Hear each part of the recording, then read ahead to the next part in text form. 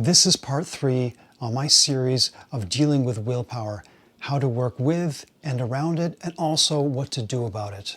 I'm Dr. Friesen from Friesen Performance, where I help you achieve your greatest potential by optimizing your psychology, physiology, and neurology.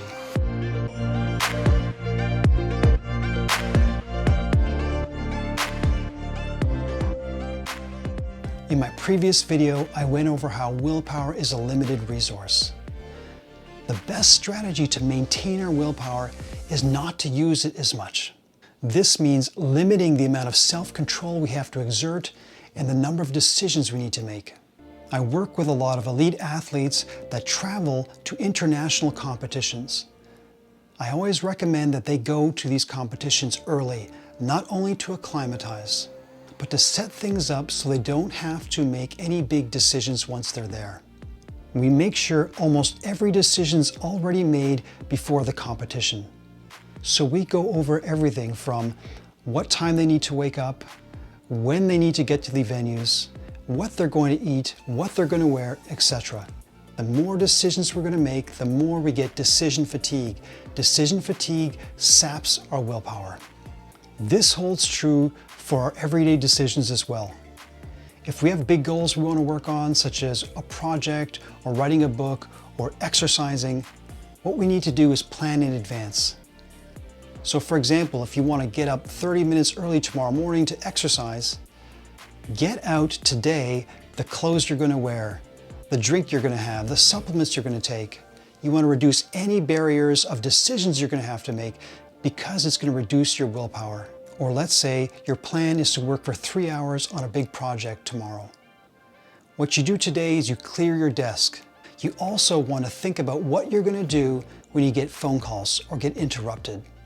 Or you get emails of things that seem urgent but maybe aren't. You have to plan in advance what you're going to do when these come up. It's like Mike Tyson says, everyone has a plan until you're punched in the mouth. If you wait until tomorrow without this plan, without imagining how you're going to deal with this, you're going to get sidetracked.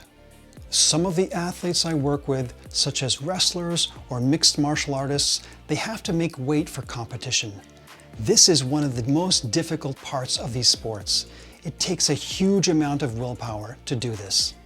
This is especially true because the body is pre-programmed to stay at a particular weight. We are evolutionarily designed not to lose weight rapidly. It's more risky for our survival. Gaining weight isn't risky in the short term.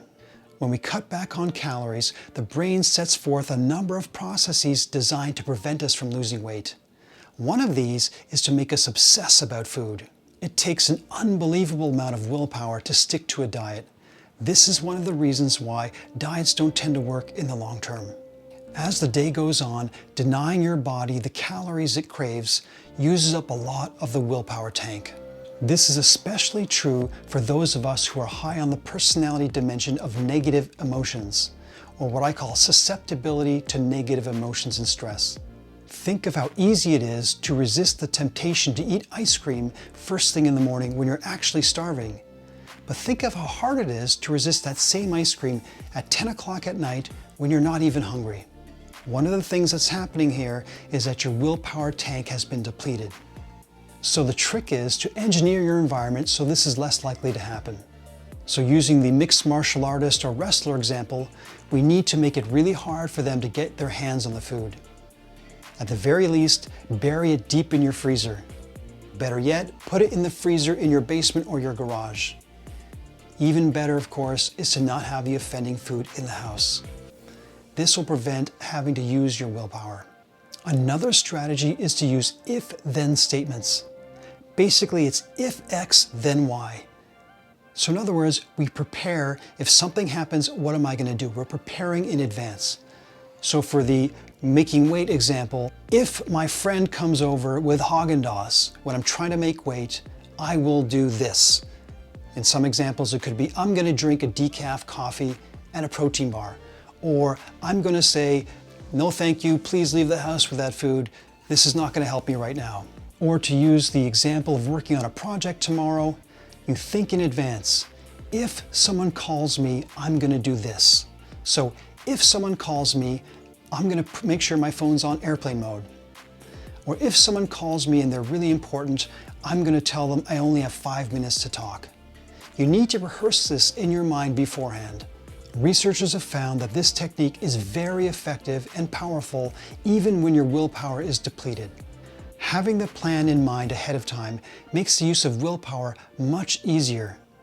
It makes it much easier to make the appropriate choice. If you like this video, please like and subscribe. In upcoming videos, I'm going to talk about more strategies to deal with your limited willpower.